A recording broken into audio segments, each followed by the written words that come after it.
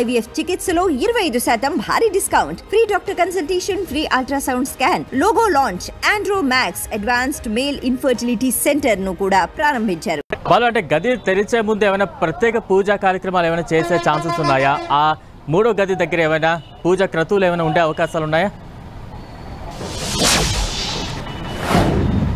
Yes, మొన్న ఏదైతే ప్రత్యేకంగా పూజలు జరిగారో అదే విధంగా ప్రత్యేకంగా పూజలు నిర్వహిస్తున్నారు. ఏదైతే ఆలయానికి సంబంధించినటువంటి క్షేత్రపాలకులకు సంబంధించిన రత్నభాండాగారానికి స్వయంగా శివుడే కాపలాదాడుగా ఉన్నాడనేది ఇక్కడ ప్రతిది కాబట్టి ముందుకు శివయ్యకు ప్రత్యేకంగా పూజలు నిర్వహించి తర్వాత ఇతర నాగదేవతకు సంబంధించిన పూజలు, లోకనాథకు సంబంధించిన పూజలు నిర్వహించనున్నారు. మొన్న ఏ విధంగా అయితే కార్యక్రమాలు నిర్వహించారో అదే కార్యక్రమాలు 9:51 తర్వాత అభిజిత్ లగ్నం తర్వాత చేయనున్నారు. సుమారు మంచి గడియలు వచ్చిన తర్వాత పూజలు నిర్వహించి తర్వాత ఈసారి 1, 2వ తలుపులు ఇప్పటికే తెరిచిన నేపథ్యంలో అక్కడ ఉన్న బంగారు ఆభరణాలు సేఫ్టీగా ఉంచిన నేపథ్యంలో డైరెక్ట్గా 3వ గదిలోకి అయితే ఎంట్రీ కానున్నారు. 3వ గదికి సంబంధించిన కీని కూడా ఇప్పటికే దాని తాళాలు పగలగొట్టిన నేపథ్యంలో కొత్తగా ఏర్పాటు చేసిన కీ కలెక్టర్ ఆధ్వర్యంలో ఉంది. కలెక్టర్ స్వయంగా అయితే కమిటీ సభ్యుల ఆధ్వర్యంలో, జస్టిస్ శ్రద్ధ ఆధ్వర్యంలో కీస్ని తెరిచి లోనికి వెళ్ళనున్నారు. బలరాం.